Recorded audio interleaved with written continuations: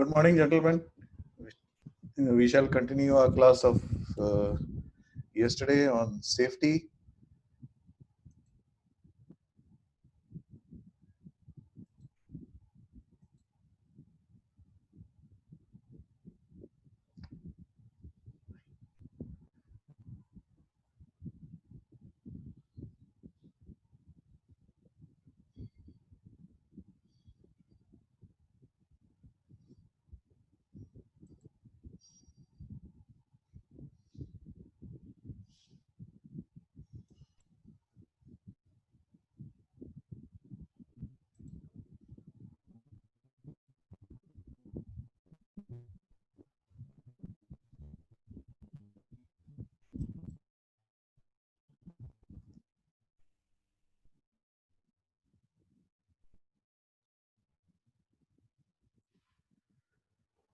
Right. Yesterday we were talking about this oxygen analyzer.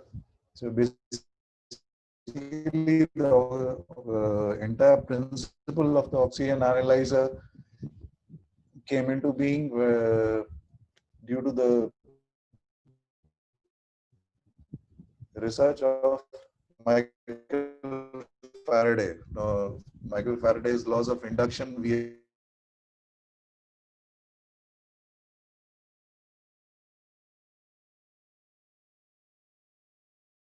is the basic law of electromagnetism, predicting how a magnetic field will interact.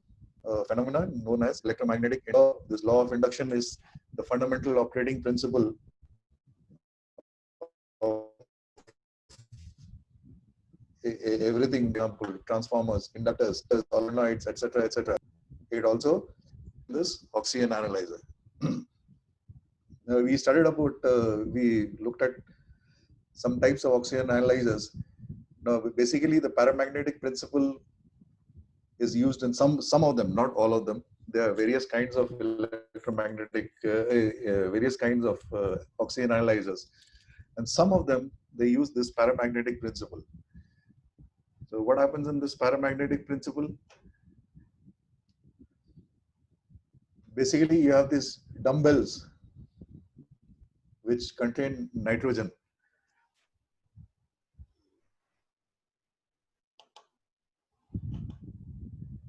And when these dumbbells they containing nitrogen, they are placed in an electromagnetic field.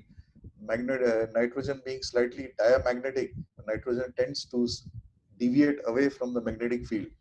Now, when oxygen passes through this chamber, oxygen being paramagnetic, the magnetic field of this particular chamber, rather the magnetic field from these magnets, the magnetic field is enhanced or increased because of oxygen, because oxygen is paramagnetic. And then the amount of deviation from the zero setting is the amount of oxygen that is present in the test sample. So when a sample containing oxygen is introduced into the test cell, the maximum field strength and the magnitude of the dumbbell displacement is proportional to the amount of oxygen in the sample. Now, there are various ways of measuring the oxygen content. One is by measuring the deviation from the zero setting of this coil. Another one is they wind another coil around it to bring it back to zero position. So the amount of current required to bring the dumbbells back to the zero position, that again will give you the amount of oxygen present in the atmosphere in the test sample. Again, there's another this thing which you can see in your screen in front of you is with the photocell. So the movement of the dumbbell is detected by the light beam from the light source, which is outside, exterior to the test cell. And this light beam is reflected on a mirror on the dumbbell body to an exterior photocell. The photocell is also outside. And the output from the photocell is amplified and transmitted to an indicating unit that is calibrated to directly read the oxygen content in the test sample in percentage.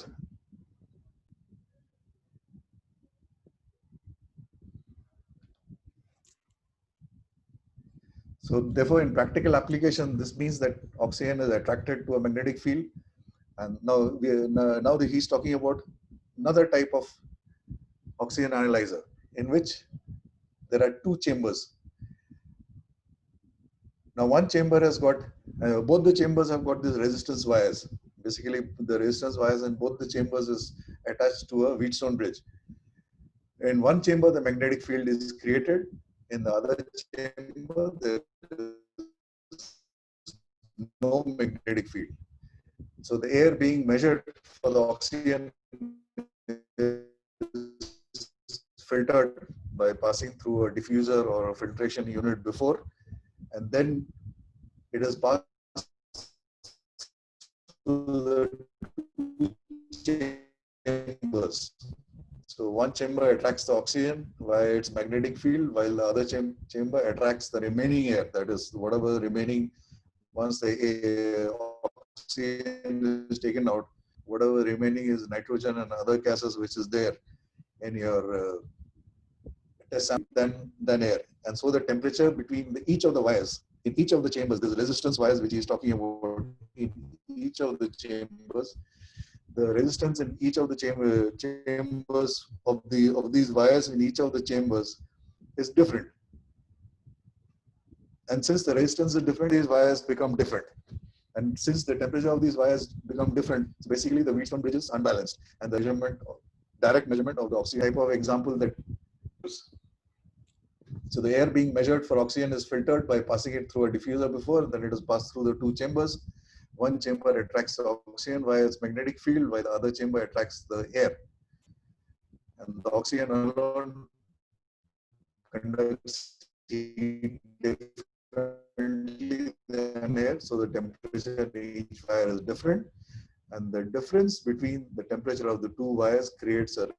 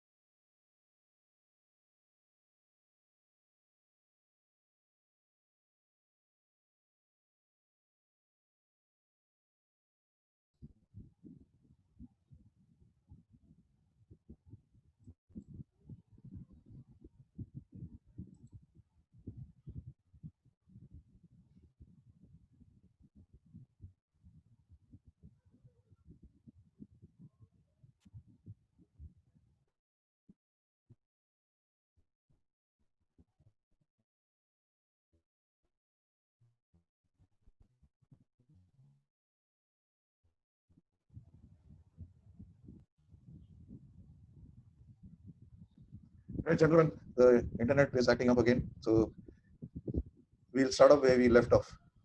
So basically, another type of oxygen analyzer which we use on board.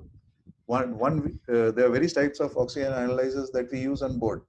So the ones which we talked about mainly are for measuring the oxygen content either in inert gas or in an enclosed compartment.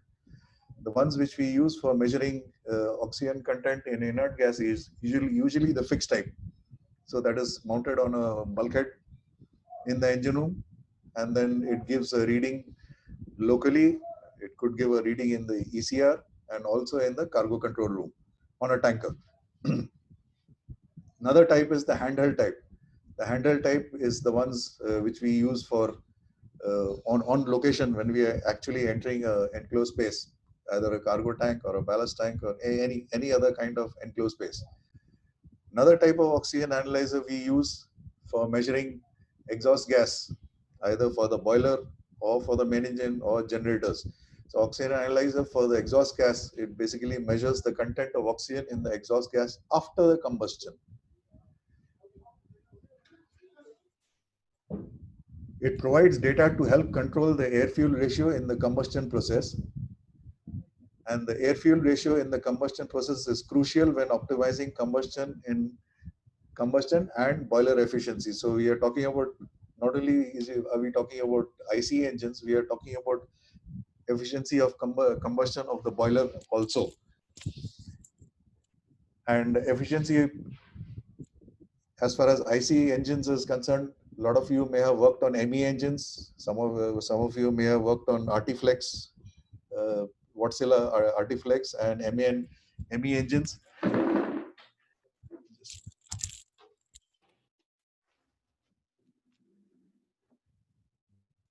Where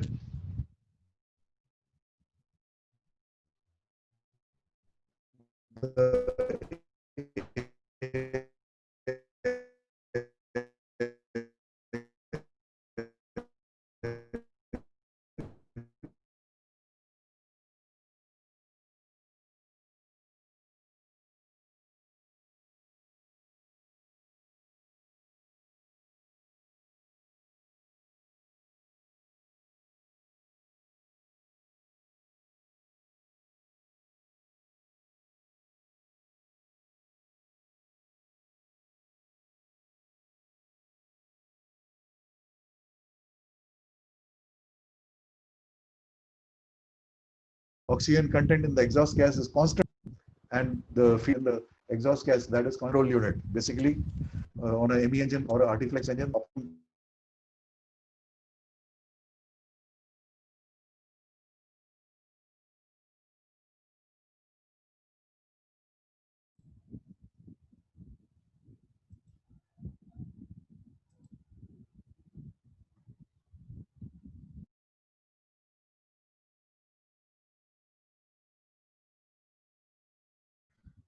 right, gentlemen, we went off again.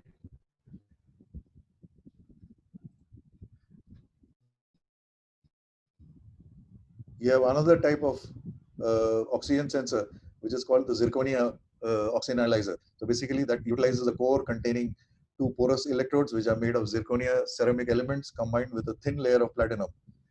And the results provide a precise voltage, which is accumulated in response to the difference in overall oxygen concentration. Now, this is also used for an IC engine, but normally this kind of oxygen analyzers are not used on board vessels. You would have heard of catalytic converters in your road vehicles, in your cars. So this kind of zirconia, the oxygen sensor is mainly used for your catalytic converters in cars which are there on the road, basically the smaller IC engines. Now we come to the problems which we face with oxygen analyzers. There are the two main causes of defects in any kind of oxygen analyzer. One is condensation, and the first one is vibration. Now, condensation can come from many areas. For example, in your boiler, flue gas, which you are using as inert gas, or even the inert gas which you are using as from your inert gas generator. There is a lot of water vapor which is there as a result of combustion. Basically, the water vapors, any hydrocarbon that burns with oxidizes with oxygen, you will get carbon dioxide. In a perfect combustion, you will get carbon dioxide and you will get H2O, water. And this water vapor can play havoc with your oxygen analyzer. Vibration is another problem, and vibration, of course, that is something which we have in plenty on board a vessel. Now, some of these oxygen analyzers, as you would have seen earlier, they are suspended. Basically, the two dumbbells with the nitrogen balls, the entire thing is suspended on a platinum ribbon. Now, if your oxygen analyzer is subjected to a lot of vibration, then this vibration can damage that platinum ribbon, or at least unbalance that coil on which these two nitrogen balls are hanging. And that can again lead to you getting wrong readings. Now, the oxygen analyzers, just to make sure that our oxygen analyzers working perfectly, we have to calibrate them. And the methods of calibrating is, you have the calibration gas. So some of the calibration gas you can get either zero oxygen, that means it will be, let's say, a cancer of pure nitrogen, or you could also get oxygen in maybe 5 or 10% sample gas also in an oxygen analyzer, and see how much it reads. And then we have the normal air, in which contains 21% oxygen. So these are the methods by which we can make out that our oxygen analyzer is working perfectly and not subject to any defects due to condensation or vibration or something else, or mishandling, etc., etc. This is a photograph of an oxygen analyzer, mainly the fixed type. You would mainly find this oxygen analyzer in your near the inert gas generator or the boiler flue uptake on a tanker, from where inert gas is taken off. This is usually the fixed type, and it uses the principle of paramagnetism of oxygen. And then we have the portable type. The portable type, we use it before entering any enclosed space or entering a cargo tank. On a tanker, there are, especially on a product tanker, you will find that the ship's crew, especially the deck crew, they have to enter the cargo tanks quite frequently. The main reasons for entering the cargo tanks is between cargoes. A product tanker, on one voyage, she could be carrying, let's say, jet fuel. In the next time she could be carrying diesel oil.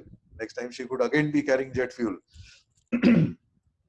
So on a product tanker, the people, they have to enter the cargo tank from time in between voyages. Basically, tank cleaning is carried out, gas freeing is carried out, and then people enter to actually do the manual cleaning of the cargo tank. That means some cargoes are highly sensitive to water. So any water remaining in the bottom of the cargo tank from the previous tank cleaning, that has to be manually removed, because the amount of water is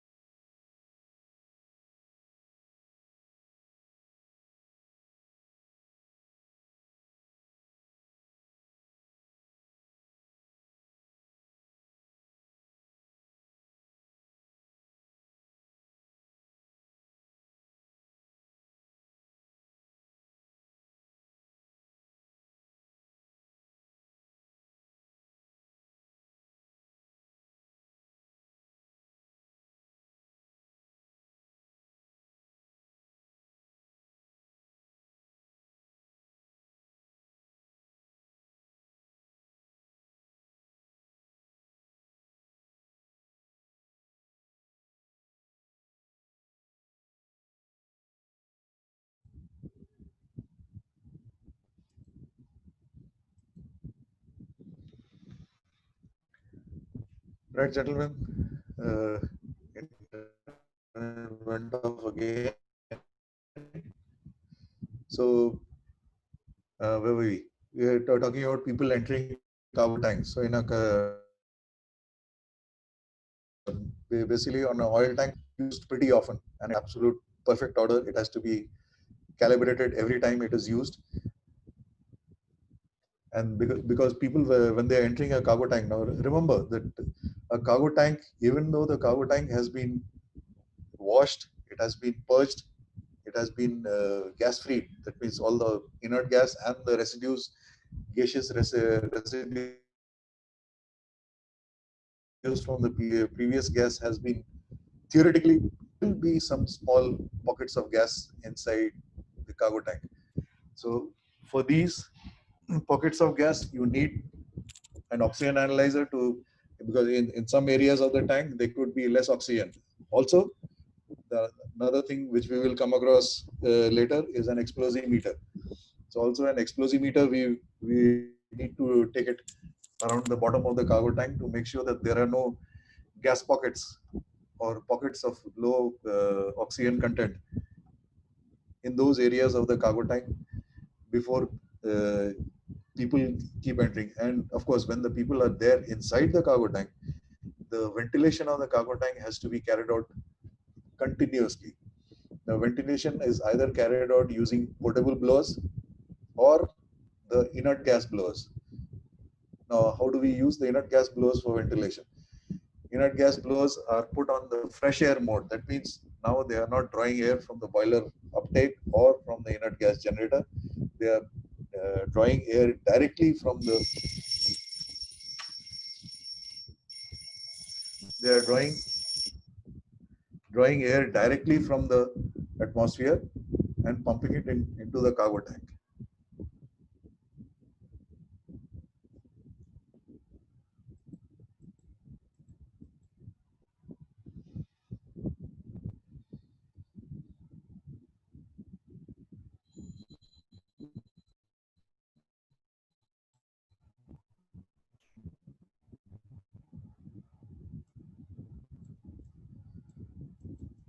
And that's it with is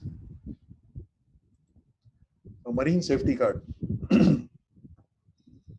Marine safety cards are generally issued by the General Council of British Shipping. I mean, they issue a sample card. Then after that, your particular company or the particular shipyard or the uh, shipbuilding yard or the repair yard, they will make it as per their requirements. So basically, the General Council of British Shipping, they issue a safety card with the precautions and a checklist to be used by personnel in intending to enter an enclosed space.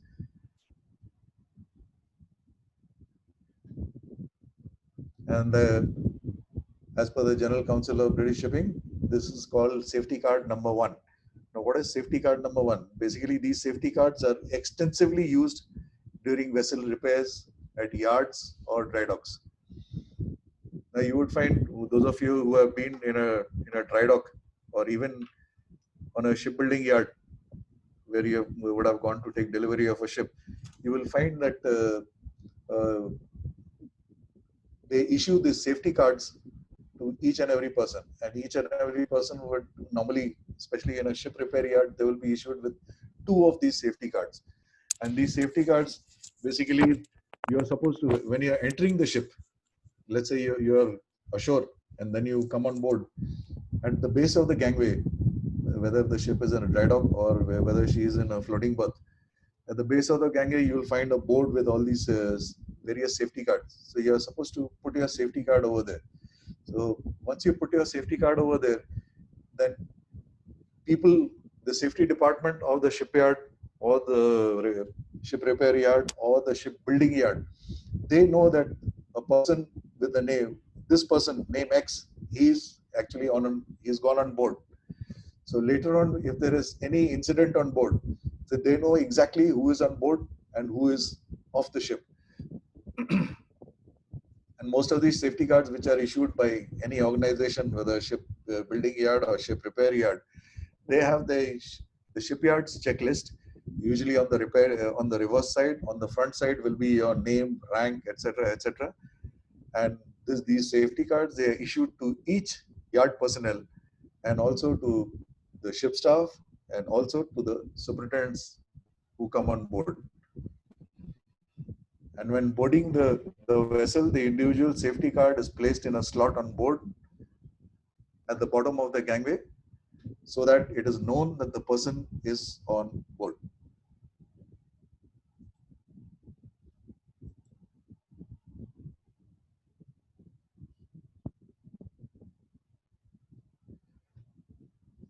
And why are we issued with two safety cards? The first safety card you leave it at the bottom of the gangway, which tells any person, the safety department, etc., that this person X, he is on board. Now, once you're on board, the other safety card is still with you. The other safety card you will use when you are entering an enclosed space. Let's say there is some work going on in a ballast tank or a cargo tank. For example, in a cargo tank, let's say on a tanker, in a cargo tank, some repairs of the cargo pump is going on, and you want to go and see or supervise the repairs. So all the people who are engaged with the repairs of this cargo pump, they will, before entering the tank, again there'll be a similar board outside the tank, and you're supposed to take your safety card and put it in that board, so that in case of any incident, they know that, okay, this person X, not only is he on board, he is on board and he has entered cargo tank 6 port, for example, or ballast tank 4 port, etc., etc. So when entering an enclosed space, ballast, cargo, fuel tanks, etc., etc., the individual safety card is placed in the slot board at the tank entrance, so that it is on record that this person has entered the tank or the enclosed space. So this way, if when there is a muster, let's say there's a fire on board, you must have come across many incidents about fires on board, especially in a ship repair yard. If there is a fire on board, it becomes very easy for the shipyard's safety department to ascertain who all is on board and who all have entered a particular enclosed space.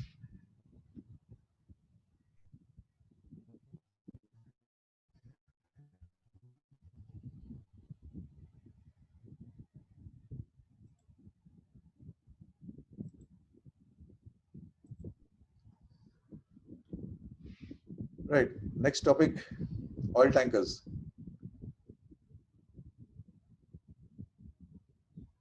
Now, oil tankers, not just oil tankers, basically any type of vessel which carries hydrocarbon cargo, whether it be oil tankers or chemical tankers or gas carriers. All of the most of this, what we will be discussing now, is applicable to all these type of vessels. So basically, all these vessels, they're carrying products of crude oil. So basically, the crude oil products, they could be petroleum products. The gas carriers, of course, they're carrying LNG or LPG. But a lot of these, so there are some LPG carriers, of course. They could be carrying, let's say, propane, butane, which are again products of crude oil. But they could also be carrying stuff like ammonia, which does not come directly from crude oil. And of course, a lot of these cargoes which are carried by chemical carriers, those chemicals, so some of those chemicals may be man-made. For example, if a chemical carrier is carrying, say, let's say, sulfuric acid, the sulfuric acid does not come from crude oil.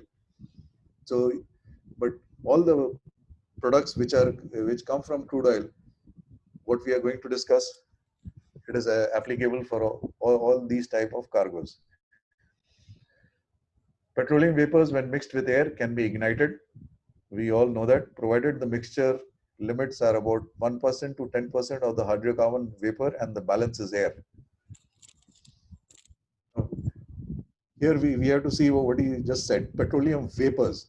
So it is actually in any fire is not the liquid itself which is burning, it is the vapor. Very good example. All of us have seen these diesel oil trays in your engine room workshop.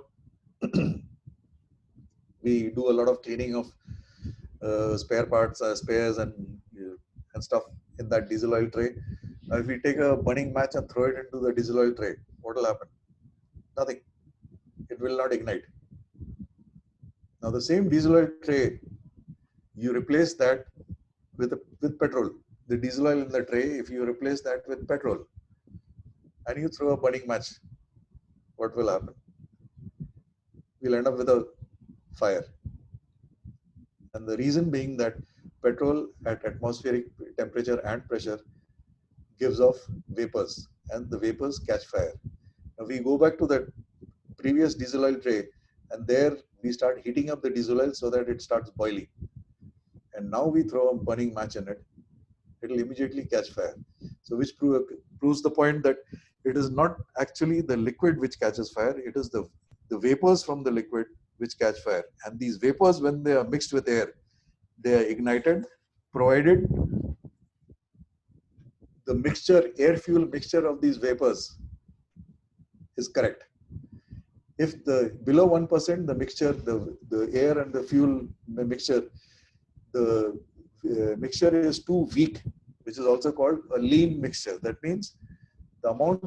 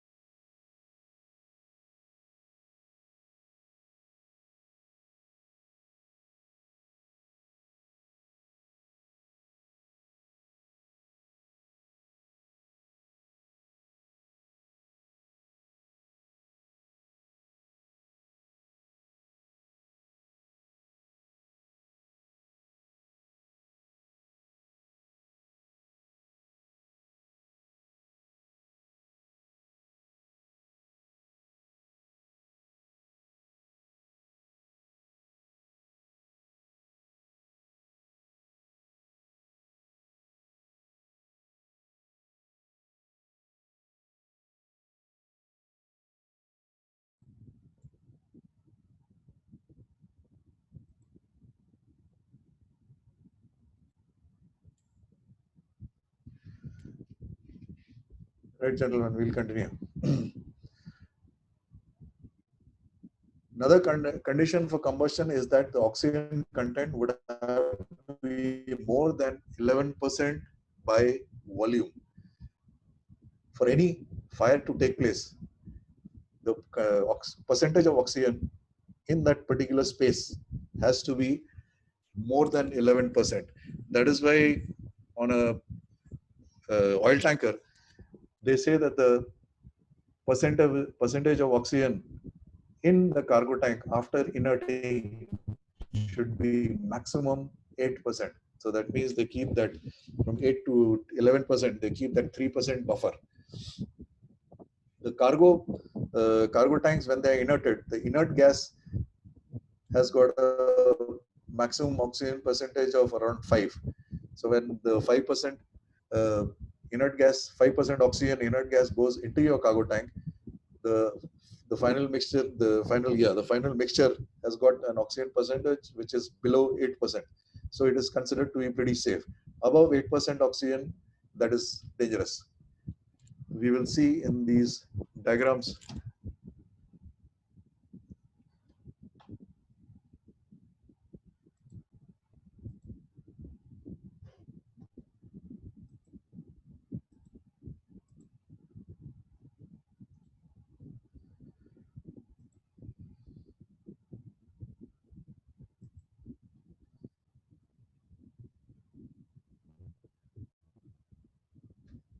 This is a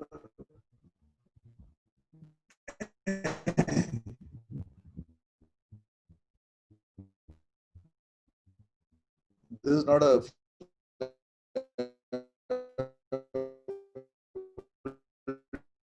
diagram. This is a very simplified flammability diagram. The actual flammability diagram will come to a little later. But this is what will not only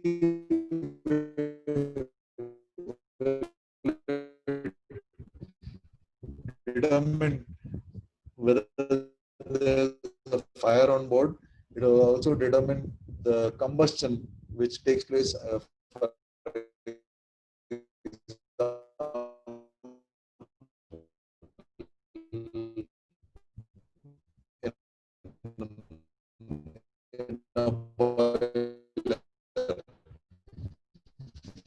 So if you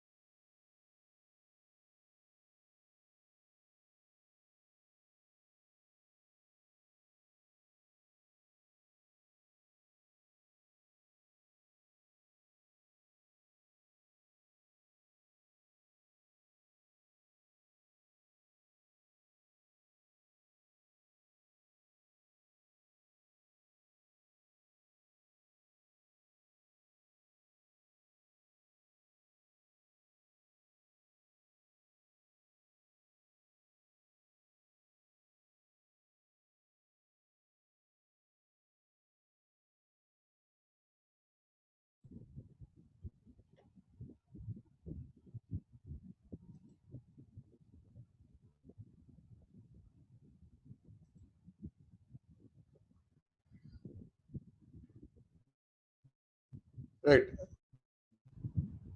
The internet had gone off again. No, basically for when we are talking about a boiler, we are basically talking about a controlled fire. Same thing applies to a internal combustion engine. The internal combustion engine is basically we are talking about a controlled combustion, controlled explosion. What takes place in an internal combustion engine is actually a controlled explosion. So there too, this if your air is too much and your fuel is too little, your engine will start stalling. If you're especially in a diesel engine, this is very easy to see. If your fuel is too much and your oxygen is too little, again you will start engine will develop less power and you will start getting black smoke from your exhaust.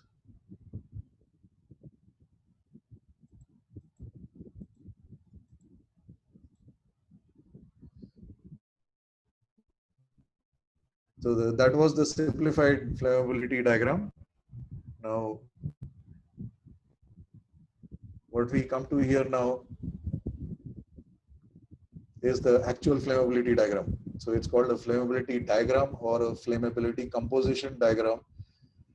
And this is one of the most important documents that are used to prevent fires and explosions on board. And these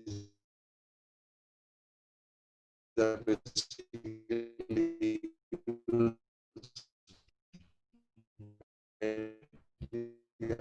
oil tankers, chemical tankers, and gas carriers.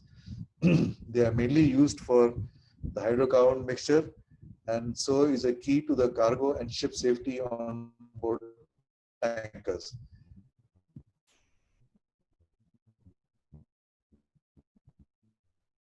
It is essential on board to follow the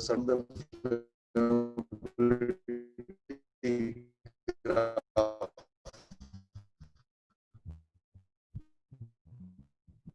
of the hydrocarbon mixture.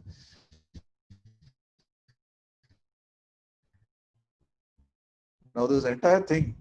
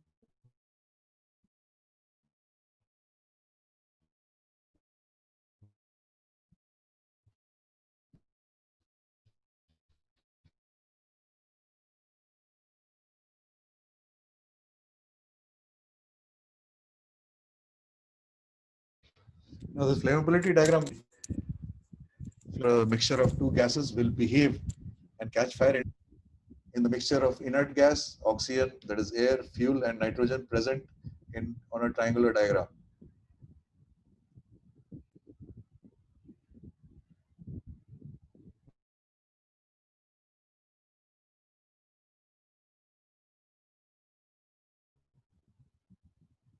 We all know that basically we fire. And these three components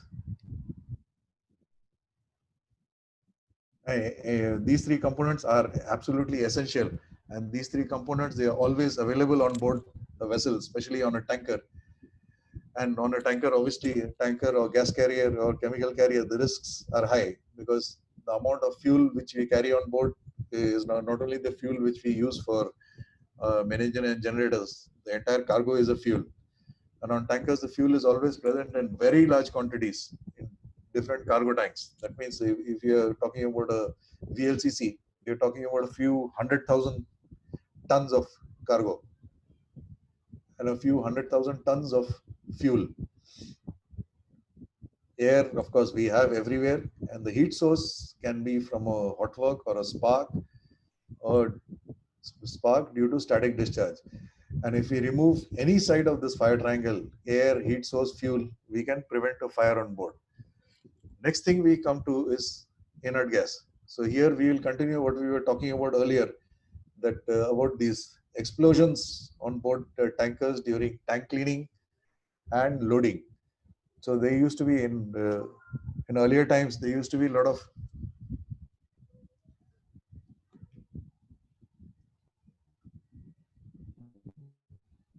in earlier times. They used to be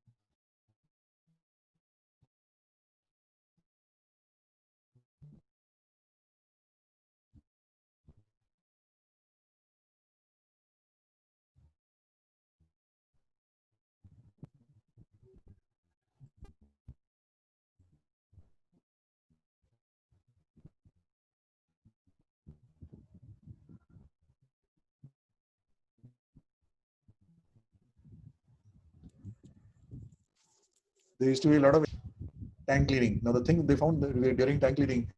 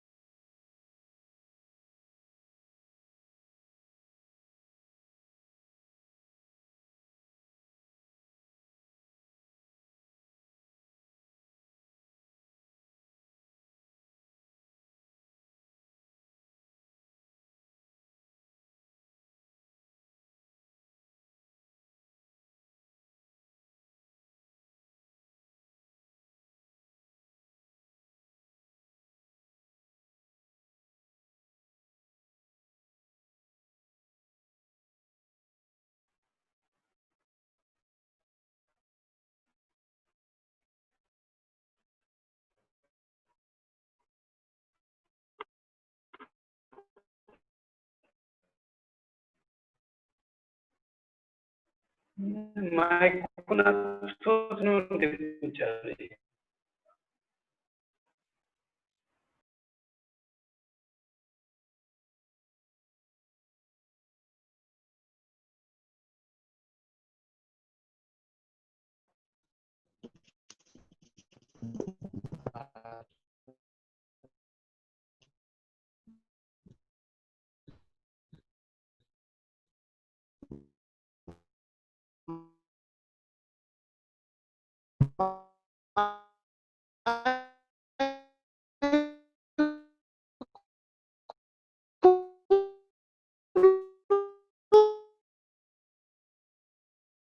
እንዴ ኧረ ምንም ላይ ምንም ነገር የለም